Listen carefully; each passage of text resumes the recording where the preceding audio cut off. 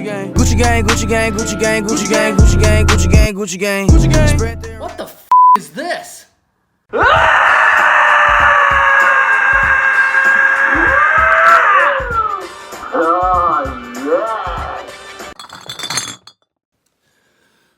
Welcome to the second episode of YATR. Can't believe we got here, but hey, guess what? It's whiskey time! Folks, you're in for a treat today. We're gonna drink some bourbon. Now, let me give you a little quick history on bourbon. It is a whiskey.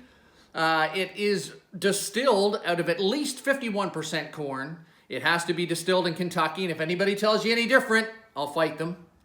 And 3, it needs to be aged for at least 2 years in brand new charred oak barrels. Deliciousness. Another thing you might want to know or you might not know about bourbon, it is the official spirit of the United States of America. America! Yeah.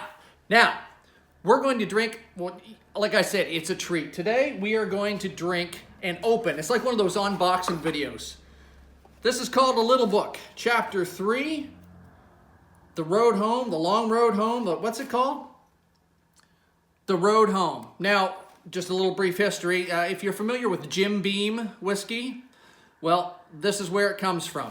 About 698 years ago, a fellow by the name of Booker Noe started a distillery. And he had a bunch of children and boys and boys and boys. And now we're in the year 2000, although this was bottled in 2019. And his great-great-great-grandson, Freddie, threw together this bottle in his honor. Unboxing, gotta love it. This bottle I don't believe is available here in my area anymore in Fredericton. It sold out fairly quickly, and if any of you know what the cost of this was, and you let my wife know, we're gonna be in a fight. This bottle is made up of 4 different kinds of bourbon from the Jim Beam line. I don't have them right off the top of my head, but there's Knob Creek in here, Basil Hayden, Booker's, and Baker's. Actually, I did know them all. None of them younger than 9 years old. All right, enough messing around. Let's get into this. Are you excited? Boys, you got to get this one in one take because you can't do it again. Awesome. Oh, that is a beauty. Folks, look at the color of that. This one is a 61.3% ABV, alcohol by volume. So it's a hot one, or if you're in America and you like to make things sound bigger, it's 122.6 proof. Let's get a glass, let's get the wax out of here. Let's get a glass and put it in. See what it smells like first. We'll try the nose. Just a little bit, because I'm an old man and we've already discussed about my health and the stress test and everything. Hopefully you can see that there still. Freddie Noe puts this out every year, a different one he selects. Like I said, this is Chapter 3. I haven't had any of the other ones, I don't think, but let's get into it and have a smell. Oh.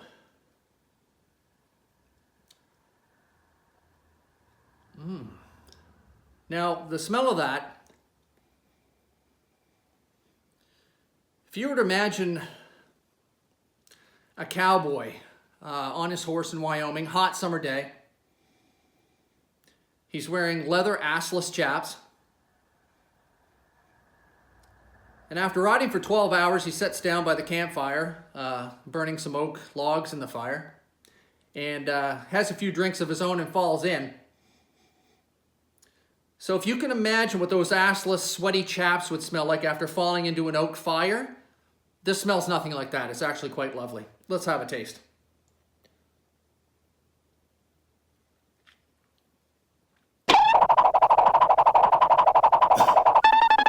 Woo-wee!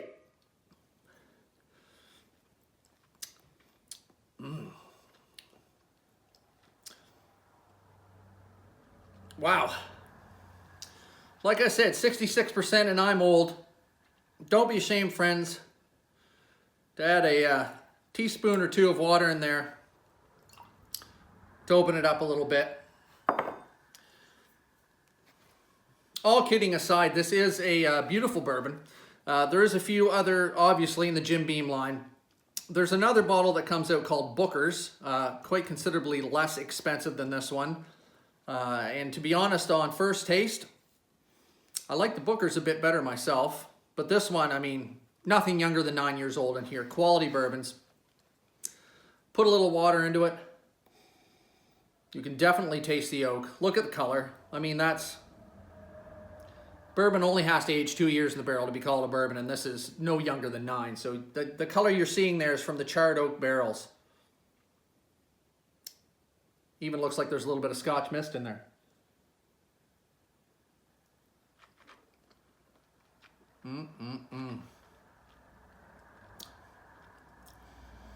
That's an absolute beauty. So if you get a chance, get out there. If you like whiskey, because we all like whiskey. And if you don't like whiskey, like I said, it's like sex. You're doing it wrong. Try this one out if you get a chance. Like I said, I don't think it's here in the Fredericton area. But if you can get yourself a Booker's, equally as good. You know, whiskey in its own is good all the way around. Enjoy.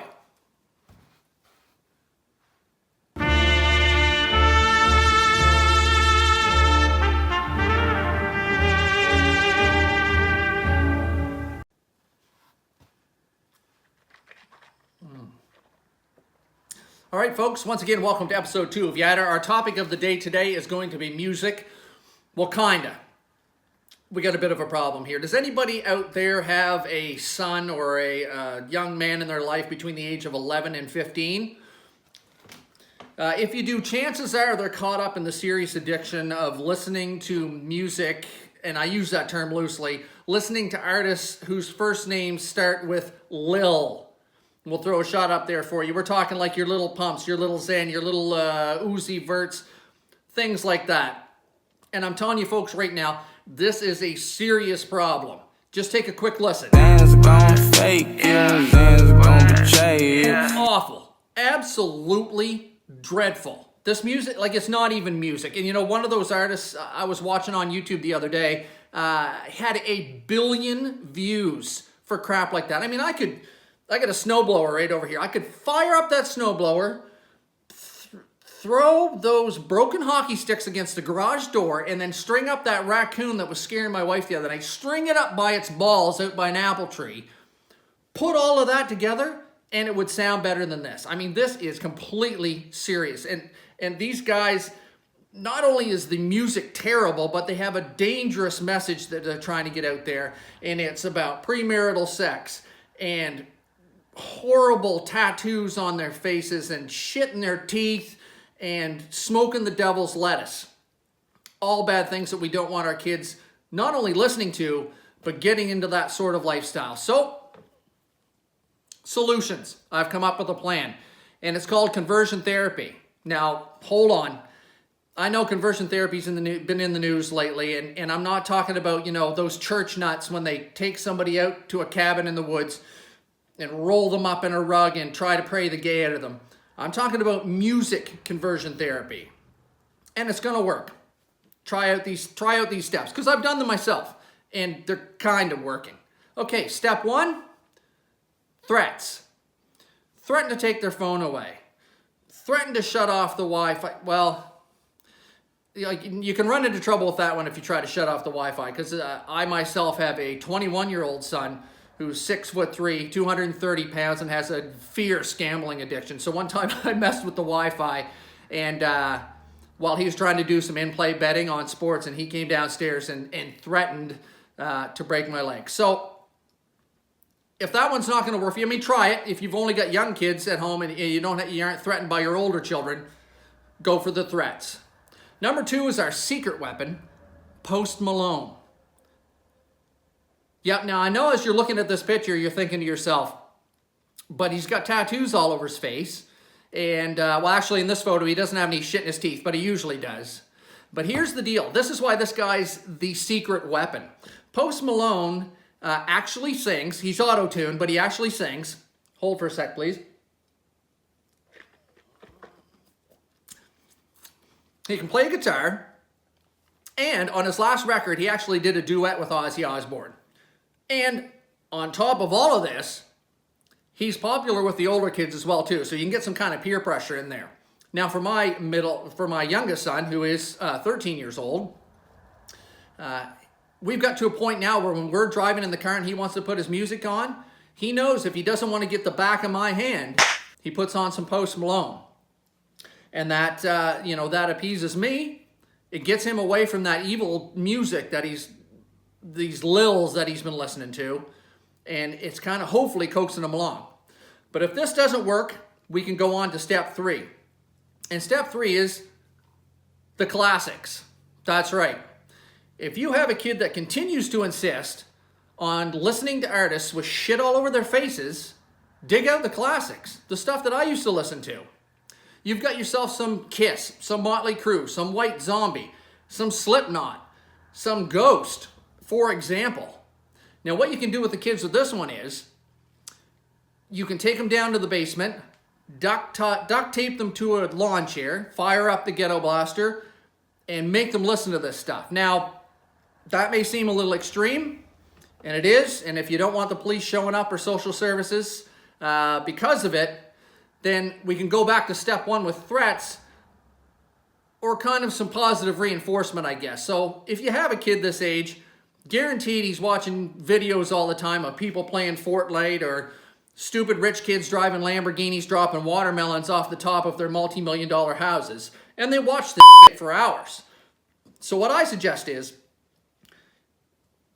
ease them into it. For every hour that they want to watch that foolish, mindless garbage, make them listen to at least and watch one full video by one of the artists I've mentioned before. I guarantee it's going to work. Now, I know some of you as well, too, are looking at these artists from the classical time, from the classical musical period, from 70s to 2010s, and you're saying, I know what they're speaking about.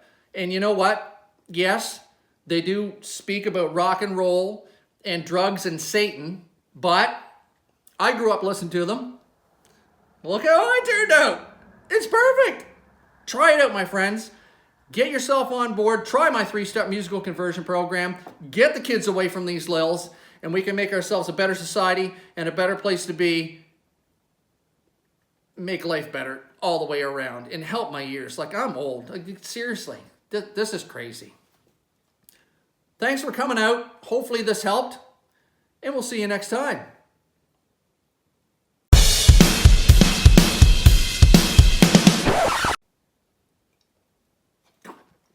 I almost forgot. Make sure you hit subscribe below if you want to hear more of me yammering. And also leave some comments if you like it. If you don't like it, let me know if there's anything I could do better, or if any topics that you want me to cover later on.